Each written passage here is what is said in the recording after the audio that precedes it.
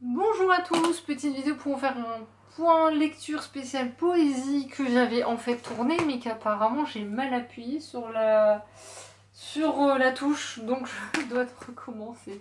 C'est pas grave, c'est l'histoire de ma vie, qu'est-ce que vous voulez que je vous dise? C'est quelque chose. Mais avant de parler de poésie, du coup je vais vous parler d'autre chose. Je vais vous parler de ça. C'est deux cartes autour du Japon, donc ça c'est sous l'ère Meiji, et celle-là sous les lieux célèbres du Tokaido. Celle-là c'est fait par Okusai. Celle-là, je ne sais plus, j'ai oublié. Je suis navrée pour le monsieur. J'ai lu son nom, mais je l'ai oublié, il n'est pas écrit dessus. C'est marrant ça. Il est vraiment pas écrit dessus. C'est bizarre. Je suis en train de réaliser ça. Non. C'est marrant, ils ont mis un résumé, mais pas le même que. Pas celui qui aurait fallu, je pense. C'est pas grave, c'est fait en accord avec la BNF et publié par les éditions Relief. Et ça vous fait des cartes absolument sublimes. Alors je vais vous en montrer une des deux, pas les deux, parce que c'est un petit peu compliqué à ouvrir, mais je vais vous montrer ma préférée, celle du Tokaido. Elle est sublime, je songe sincèrement à les encadrer. C'est vraiment sublime. Ça, c'est la version originale, et ça, c'est la version avec un petit texte explicatif en français et en anglais. C'est dans le sens de lecture, donc à gauche c'est en français et à droite c'est en anglais. Pour faire ça. Et c'est vraiment très beau et j'ai appris des choses en plus. En si peu de texte. C'est quand même quelque chose. Le papier est particulier aussi. Si vous avez déjà acheté des livres, des classiques japonais avec ces reliures japonaises, c'est un peu ce type de papier dans l'esprit. C'est pas exactement ça, mais dans l'esprit. Donc c'est un petit peu cher, mais honnêtement ça les vaut. Donc n'hésitez pas, si vous êtes passionné, vous aimerez. Et on va rester au Japon avec des haïkus japonais écrits par Basho aux éditions Scala. Il y a Natsu pour les estampes d'été et Haru avec des estampes de printemps. Et c'est hyper joli. J'avais pareil, en fait j'essaie d'être raisonnable maintenant. Donc je me dis, ouais mais il n'y a pas beaucoup de lecture, mais, parce qu'il faut bien aimer. Il y a des estampes de Hiroshige, entre autres, et pas que Hiroshige. C'est le plus connu généralement Hiroshige, mais ça se présente comme ça et honnêtement c'est sublime. Je connais pas la plupart des estampes, il y en a quelques-unes de très connues, mais la plupart je les connaissais pas. Je les ai jamais vues, en tout cas me concernant, je cherche ma préférée, je sais plus dans lequel des deux qu'elle est. Celle-là elle est très jolie. Et en fait, c'est vraiment en accord avec l'estampe qui est choisie, reflète vraiment le haïku. Et les haïkus, je trouve que c'est quand même quelque chose. C'est au sein de la poésie, le haïku, c'est un niveau au-dessus, je trouve, personnellement. Parce que quand même, en 3 lignes, réussir à transcrire que ce soit un paysage, une atmosphère, une ambiance, une émotion, potentiellement un état d'esprit aussi. Je sais pas, c'est quelque chose que je trouve admirable et je sais pas, ça me dépasse. J'adore cette estampe là, celle qui est là. Je l'aime beaucoup. C'est et c'est ça. En plus, ce qui est bien avec le haïku, c'est que c'est un type de poésie où vous êtes obligé de lire lentement. Si vous lisez trop vite, moi j'ai un peu cette tendance par moment, quand j'ai mon anxiété qui est là surtout, j'ai cette tendance à lire très vite, trop vite. Et quand je commence à accélérer, j'ai une partie de moi qui dit non, tu vas passer à côté d'autre chose, donc je ralentis d'office. Et c'est tant mieux. C'est un peu le but de la poésie, c'est d'appuyer sur pause et de dire stop. Savoure, profite, et je vous invite à faire de même. Que ce soit d'un point de vue visuel, émotionnel ou tout ce que vous voulez. Hein. C'est. Je sais pas. Je suis admirative de Basho qui a pu écrire ce genre de texte. C'est incroyable. Ensuite, je vais passer. Je vais reprendre dans l'ordre. Culbuter le malheur de Beata Oumoubiei Mérès aux éditions Mémoire d'Encrier. J'espère que si ma caméra s'arrête, elle va faire un bip, très sincèrement, parce que j'ai pas envie de recommencer. J'ai rencontré cette dame dans le cadre d'une rencontre littéraire organisée par ma libraire, que je salue au passage. Je salue également l'autrice parce que franchement c'est une personne absolument incroyable. Parce que pour l'anecdote, si vous avez regardé ma vidéo réception du mois concerné, donc je ne me souviens plus la date là tout de suite, février, vous savez déjà, j'ai perdu un proche en janvier en fait, et autant il y avait une rencontre organisée sur autre chose que ma libraire m'avait un peu déconseillé vu les thématiques et que ça risquait d'être un peu trop pour moi, qui avait eu quelques jours avant ça je crois, ou dans les semaines qui précédaient. Et sauf que là, elle ne me l'a pas déconseillé. Donc moi, j'y suis allée sereine en me disant qu'il n'y a rien qui m'évoquerait ce deuil. Sauf que ma libraire a fait lire à la poétesse l'introduction de ce livre qui explique que ce recueil de poésie est écrit pour les 30 ans du génocide du Rwanda. Autant vous dire que le champ lexical du deuil, de la mort, et voilà. Et du coup, moi, ce soir-là, je sais pas ce que j'avais émotionnellement, je devais être dans un petit mood un peu moins sympathique. Et du coup, forcément, j'ai pas... Voilà, c'est monté d'un coup, j'ai fait une crise d'angoisse, en fait. Vraiment, littéralement, j'ai fait une crise d'angoisse. Heureusement que j'avais une personne adorable à côté de moi. Si elle regarde la vidéo, je la remercie encore. Et ce que j'ai apprécié surtout, c'est qu'on m'a laissé gérer. Si j'ai pas eu le droit à ces gens qui sont en panique dans ces cas-là, qu'est-ce qui se passe? Donc on m'a laissé gérer, et quand j'ai dû me faire dédicacer, volontairement, je me suis fait passer en dernier. Déjà pour me laisser le temps de reprendre, de m'ancrer à nouveau. Et la poétesse, quand je l'ai vue, forcément je lui ai dit, je lui ai expliqué un peu ma situation, parce que j'étais encore un peu sans dessus-dessous. J'ai appris énormément par rapport au génocide du Rwanda. Je me suis rendu compte que je ne savais rien. Je savais déjà que je ne sais rien puisque je suis une bille en histoire de toute façon. Donc l'un dans l'autre, voilà, je savais. Et même si mon ami libraire m'a fortement recommandé de lire ses livres, là je me sentais déjà en temps normal, je me sentirais pas de les lire. Par rapport à la thématique qui est assez lourde, forcément. Et aussi, mais par contre, je me suis dit, le recueil de poésie, je l'ai acheté parce que on parle pas que du génocide du Rwanda, en vrai. Il y a d'autres thématiques, il y a forcément une part de féminisme aussi, puisque, bref. Et c'est parce que je pense à certains poèmes. J'en avais lu tout à l'heure dans la première version de la vidéo, mais je vais pas le faire parce que je bafouille à un moment donné. Je ne suis pas une très grande lectrice à voix haute. Quand je suis toute seule, ça va, mais quand il y a quelqu'un qui m'écoute, c'est pas la même chose. En fait, dans ce recueil de poésie, quand je l'ai lu, j'étais étonnée parce que je crois que c'est la seule fois jusqu'à maintenant où j'ai ressenti autant de force. Mais vous savez, ce genre de force qui fait du bien, qui donne une bonne énergie, quelque chose qui fait vraiment, qui aide, qui tient, qui porte. Et forcément, il y a aussi cet aspect par rapport au génocide du Rwanda. Donc forcément, il y a les thèmes du deuil et de la mort et comment on vit avec un traumatisme. Et là, en l'occurrence, forcément, comme les Occidentaux ont tendance à tourner les choses un peu comme ils auraient envie de les tourner, au lieu de dire la vérité, voilà, il y a aussi cette part-là, forcément, qui est exprimée. Le féminisme, j'en ai parlé, et il y avait d'autres thématiques. Là, je les ai plus tous en tête, malheureusement. J'ai déjà fait ma chronique écrite, mais je m'en souviens pas de tout. Mais je me souviens. En fait, l'avantage de la poésie, c'est que généralement, quand vous avez fini de lire un recueil de poésie, vous allez vous souvenir énormément des émotions, de ce que ça vous a procuré. Et moi, c'est vraiment la force. C'est quelque chose qui m'a fait halluciner. Et l'importance des mots.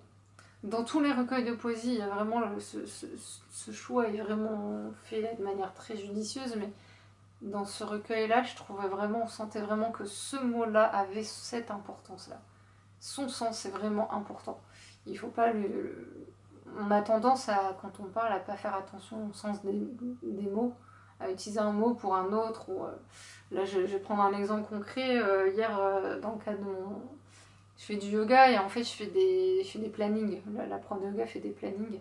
Et là, j'ai fait un planning qui remonte à plusieurs mois, mais je m'en fous. Non, je fais les choses un peu comme j'ai envie. Et là, la séance de yoga, en fait, normalement, c'était une discussion entre une psychologue et la prof de yoga autour de la dépression. C'était bien choisi, ouais. On est d'accord. Mais j'ai appris des choses là-dessus. Et la psy parlait notamment de la différence entre la culpabilité et la honte, puisqu'il y a une différence entre les deux très subtile et qu'on a tendance à confondre. Et j'ai jamais pensé avant ça, donc comme quoi c'était pas si mal de regarder cette vidéo. Mais c'est plein d'exemples comme ça. Et elle, Beata, elle fait vraiment attention au choix des mots. En termes de rythmique aussi, les rythmiques sont hyper importantes. Les temps de pause sont importants. J'ai tendance à lire de la poésie à voix haute maintenant, quand je suis toute seule. Celui-là, je l'ai fait. Parce que quand je le lisais dans ma tête, comme on fait tous, je n'arrivais pas à m'imprégner. Et je sentais qu'il y avait besoin de quelque chose d'autre, qu'il fallait... Il y a une oralité, il y a une véritable oralité dans ce recueil-là. Et si je vous le lisez, franchement, je vous le recommande. J'ai un sourire un peu ironique parce que, en fait, en quatrième de couve, ça commence par entre celles qui sont parties et ceux qui restent. Voilà. On regarde ce que je viens de vous dire, forcément. Surtout que je suis un peu sur une période un peu pas facile, aussi sur d'autres aspects. Je vais pas m'étendre sur le sujet, mais disons que je sais pas, ça fait 3-4 jours là qui sont un peu durs. Mais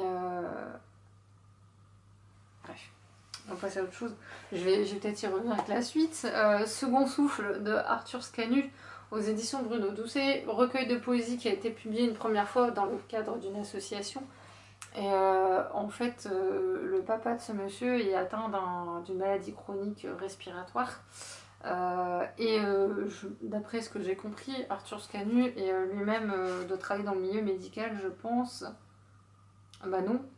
Mais il a dû avoir un rapport avec le milieu médical parce que je vois marquer des patients qui ont besoin de mettre des mots sur des mots, des médecins qui les aident à se battre. Donc grosso modo, il est en lien avec ce milieu-là d'une manière ou d'une autre. Et en fait, il se trouve qu'au moment où je tourne la vidéo, il y a 2 jours, le soir comme ça, j'étais dans un petit moment où émotionnellement j'étais un peu paumée et il m'est arrivé un truc, bref, je pourrais m'étendre sur le sujet. Et du coup, je suis allée sur l'étagère poésie, philosophie, essentiellement poésie, et c'est celui qui était au-dessus, qui est sorti au mois de février, qui n'était pas très rongé. Du coup, j'ai pris une page au pif, et comme la page au pif, évidemment, parce qu'avec moi, les livres tombent toujours au bon moment. Et je me dis, tu tombes pile sur la page qui vise juste, on va dire, qui vise ce que tu as besoin, justement. Et j'avais ma mère au téléphone à ce moment-là, et du coup, je l'ai un peu lu à voix haute comme ça, et ma mère était là à me dire, t'es sûre que tu vas lire ça? Je suis pas sûre. Et il y a une part de moi qui dit, si, c'est le moment. Donc le lendemain matin, je l'ai lu, mais le lendemain matin. J'ai été raisonnable.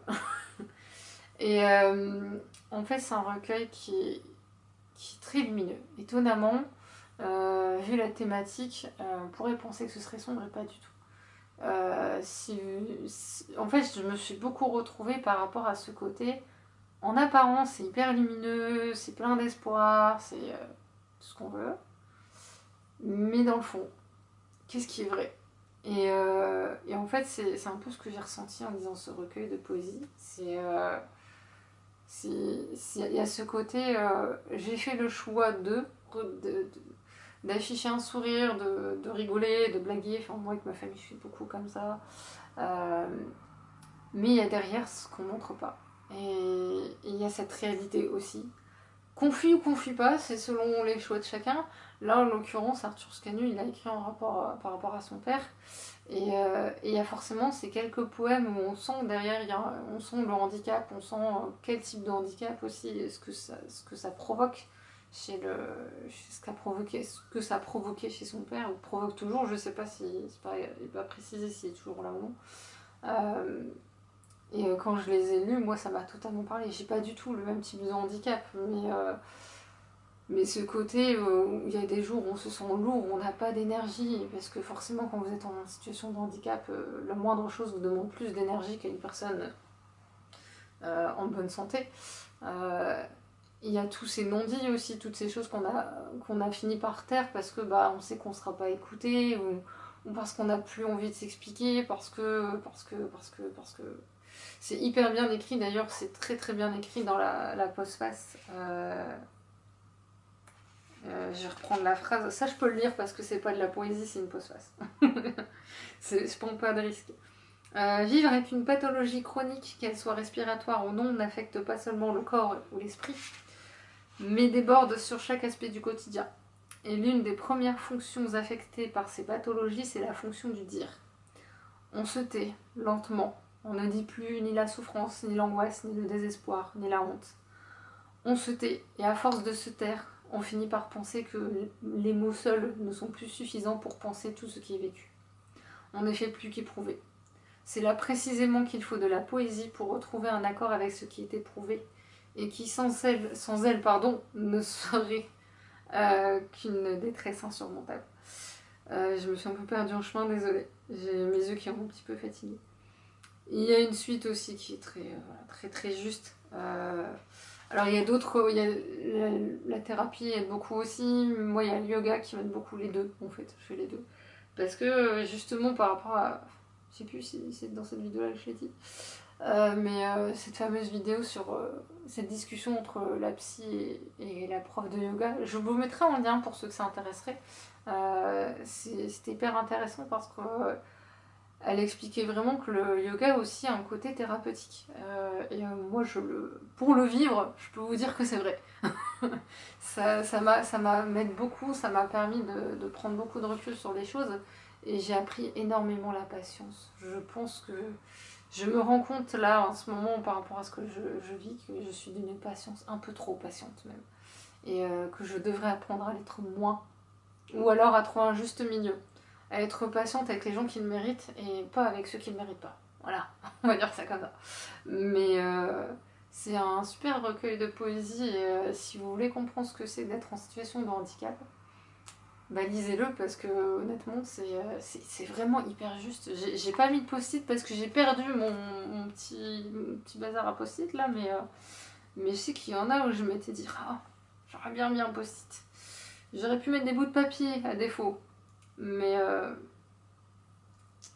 voilà. Je vais en trouver un au pif là, mais il est un peu long. J'aurais bien voulu en lire un, mais un plus court. Et je vais pas vous en trouver un. Ah, celui-là il est pas faux. Sur les jours où. Voilà, les jours où.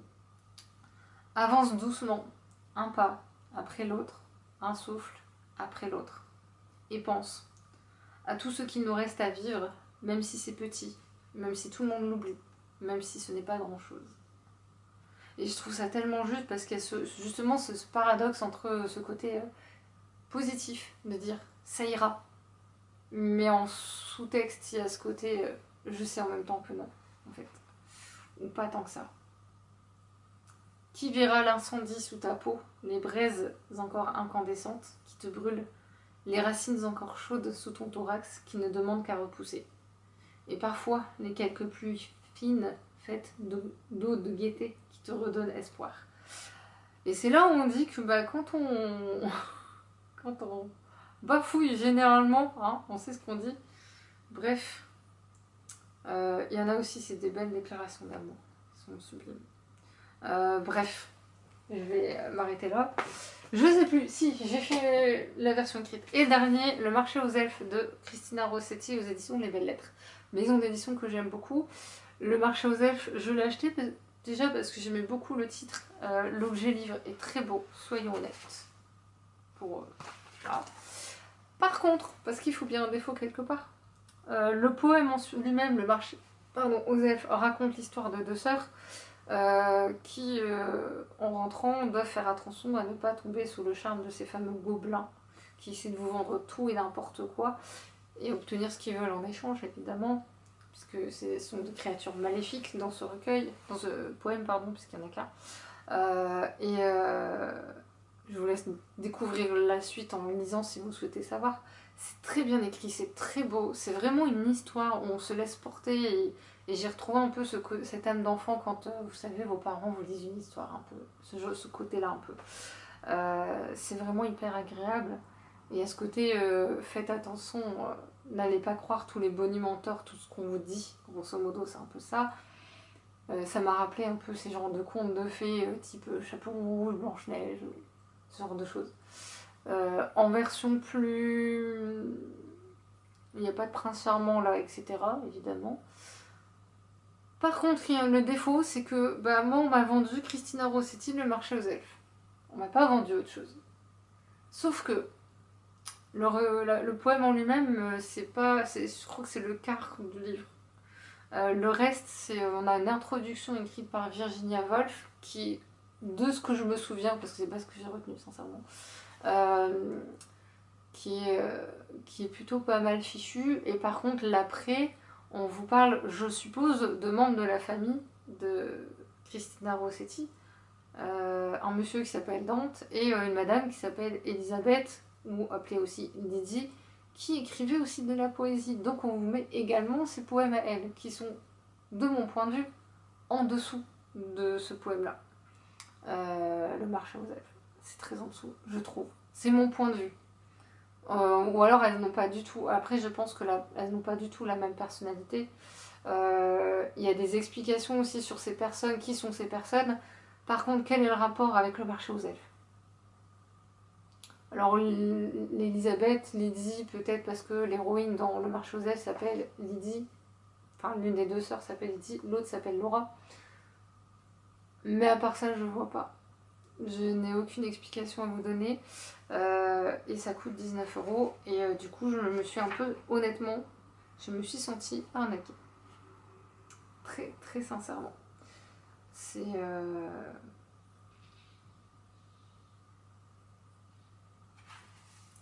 Je suis déçue. Voilà, je suis déçue et c'est dommage parce que le poème en lui-même est juste... Là, juste avant de faire la vidéo, j'ai relu juste le poème. Juste le marché aux elfes, sans rien d'autre. Et je me dis, moi, je me contentais de ça. Ça me suffit amplement. Que je me suis cassé la tête à lire ce qui suivait sur ces deux personnes dont je vous parlais là. Et je m'ennuyais, je m'endormais. Et pour que je m'endorme sur un livre, c'est que vraiment il y a un problème quelque part. Et ma libraire l'a mis en coup de cœur, du coup je lui ai demandé et elle m'a dit mais moi je n'ai lu que le marché aux elfes, j'ai pas lu le reste. Donc je dis ok, il faudra que je relise du coup que le poème lui-même pour donner mon avis et je serai honnête. De toute façon j'ai toujours été honnête, je dis quand j'aime pas quelque chose. Là en l'occurrence le poème lui-même est très beau, par contre le reste... À vous de voir, est-ce que vous avez envie ou pas de l'acheter. Là c'est une version très jolie, mais je crois qu'il existe une version moins chère, il me semble. À vérifier, hein, n'hésitez pas à vérifier, mais parce que je sais que c'est une réédition. Sur ce, je vais vous laisser avant que ma caméra